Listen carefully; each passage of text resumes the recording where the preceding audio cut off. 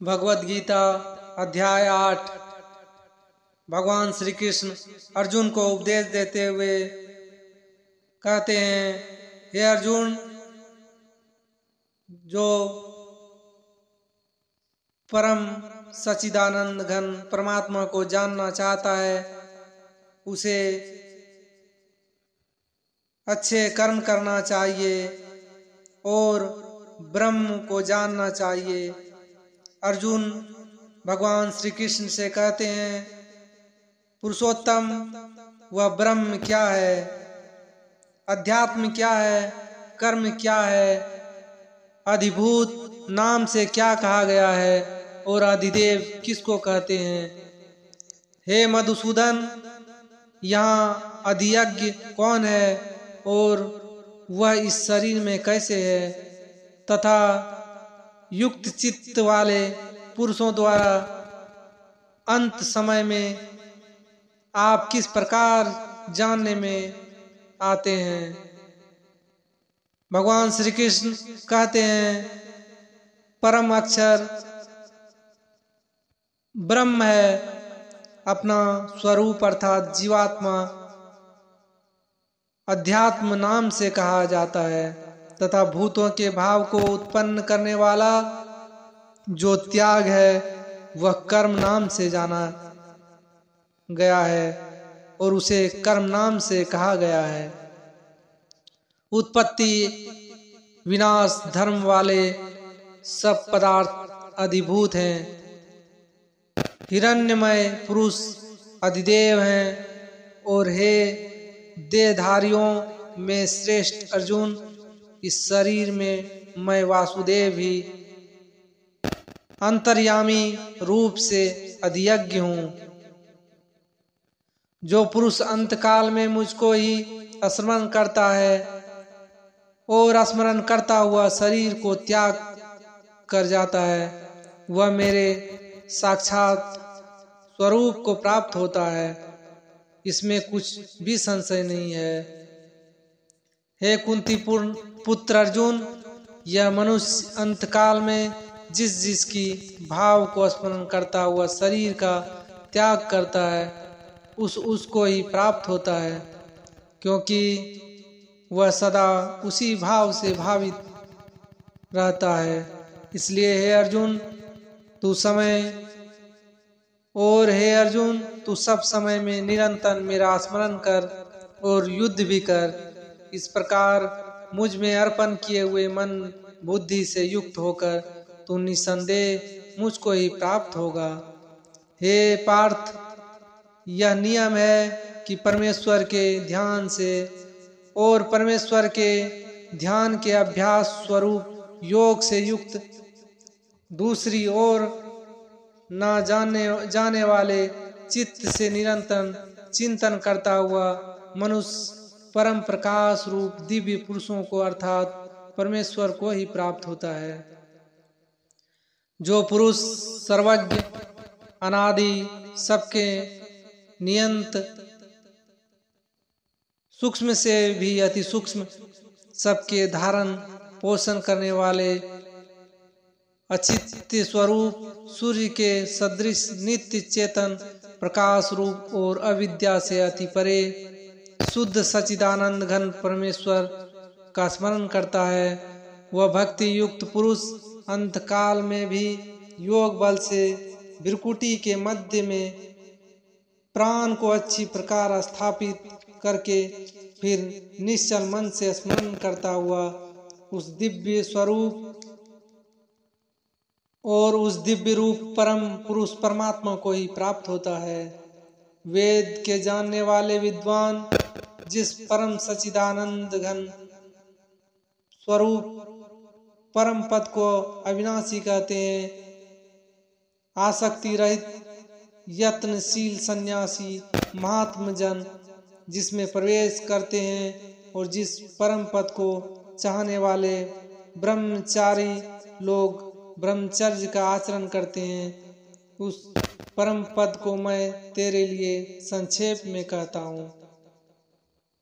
सब इंद्रियों के द्वारों को रोककर तथा मन को हृदय में स्थित करके फिर उस जीते हुए मन के द्वारा प्राण को मस्तक में स्थित और स्थापित करके परमात्मा संबंधी योग धारण में स्थित होकर जो पुरुष ओम इस एक अक्षर रूप ब्रह्म को उच्चारण करता हुआ और उसके अर्थ स्वरूप मुझ निर्गुण ब्रह्म का चिंतन करता हुआ शरीर को त्याग कर जाता है, वह पुरुष परम गति को प्राप्त होता है। हे अर्जुन, जो पुरुष मुझ में अनन्य चिंतन होकर सदा ही निरंतर मुझ पुरुषोत्तम को स्मरण करता है, उस चित्त निरंतर मुझ में युक्त हुए योगी के लिए मैं सुलभ हूँ, अर्थात उसे सहज ही प्राप्त हो जाता हूँ।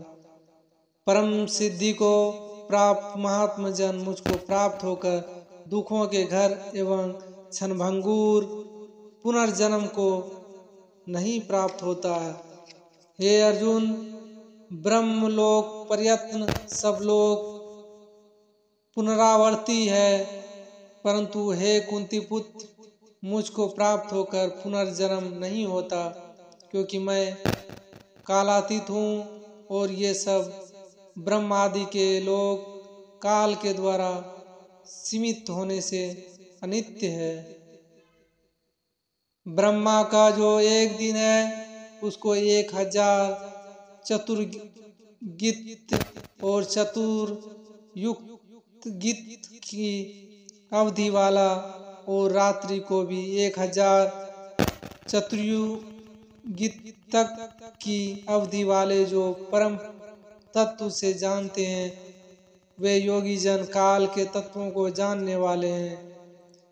संपूर्ण चराचर भूतगण ब्रह्मा के दिन में और ब्रह्मा के दिन के प्रवेश काल में अव्यक्त से अर्थात ब्रह्मा के सूक्ष्म रूप से उत्पन्न होते हैं और ब्रह्मा की रात्रि के प्रवेश काल में उस अव्यक्त नामक ब्रह्मा के सूक्ष्म शरीर में ही लीन हो जाते हैं। हे पार्थ, यही वह भूत समुदाय उत्पन्न होकर प्रकृति के वश में वह रात्रि के प्रवेश काल में लीन होता है और दिन के प्रवेश काल में फिर उत्पन्न होता है। उस अव्यक्त से भी अति परे दूसरा अर्थात विलक्षण जो सनातन अव्यक्त भाव है, वह परम दिव्य पुरुष सब भूतों के नष्ट होने पर भी नष्ट नहीं होता। जो अव्यक्त अक्षर इस नाम से कहा गया है, उसी अक्षर नाम अव्यक्त भाव को परम गति कहते हैं, तथा जिस सनातन अव्यक्त भाव को प्राप्त होकर मनुष्य वापस नहीं आते हैं, वह मेरा परम धाम है। हे पार्थ, जिस परमात्मा के अंतर्गत सर्वभूत है और जिस सच्चिदानंद घन परमात्मा से यह समस्त जगत परिपूर्ण है, वह सनातन अव्यक्त परम पुरुष को अनन्य भक्ति से ही प्राप्त होता और प्राप्त होने योग्य है। हे अर्जुन, जिस काल में शरीर त्याग कर गए हुए योगी जन तो वापस न लौटने वाली गति को और जिस काल में गए हुए वापस लौटने वाली गति को ही प्राप्त होते हैं, उस काल को अर्थात दोनों मार्गों को कहूँगा। जिस मार्ग में ज्योतिर्मय अग्नि अभिमानी देवता है, जिसका अभिमानी देवता है शुक्ल पक्ष का अभिमानी देवता है और उत्तरायण के 6 महीनों का अभिमानी देवता है, उस मार्ग में मरकर गए हुए ब्रह्मवेत्ता योगी जन उपयुक्त देवताओं द्वारा क्रम से ले जाकर ब्रह्म को प्राप्त होते हैं। जिस मार्ग में धूमाभिमानी देवता है, रात्रि अभिमानी देवता है तथा कृष्ण पक्ष का अभिमानी देवता है और दक्षिणायन के 6 महीनों का अभिमानी देवता है। उस मार्ग में मरकर गया हुआ सकाम कर्म करने वाले योगी उपयुक्त देवताओं द्वारा क्रम से ले गया हुआ चंद्रमा की ज्योति को प्राप्त होकर स्वर्ग में अपने शुभ कर्मों का फल भोग कर वापस आता है। क्योंकि जगत के ये 2 प्रकार हैं, शुक्ल और कृष्ण, अर्थात देवयान और पृथ्वीयान मार्ग सनातन माने गए हैं। इसमें एक के द्वारा गया हुआ जिसके वापस नहीं लौटना पड़ता उस परम गति को प्राप्त होता है, और दूसरे के द्वारा गया हुआ फिर वापस आता है, अर्थात जन्म मृत्यु को प्राप्त होता है। हे अर्जुन, इस प्रकार इन दोनों मार्गों को तत्व से जानकर कोई भी योगी मोहित नहीं होता।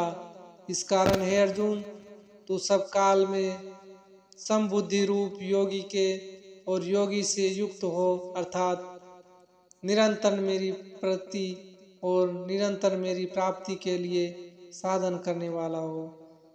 योगी पुरुष इस रहस्य को तत्व से जानकर वेदों के पढ़ने में तथा यज्ञ तप और दान आदि के करने में जो पुण्य फल कहा है उन सबको निसंदेह उलझन कर और उल्लंघन कर जाता है और सनातन परम पद को प्राप्त होता है।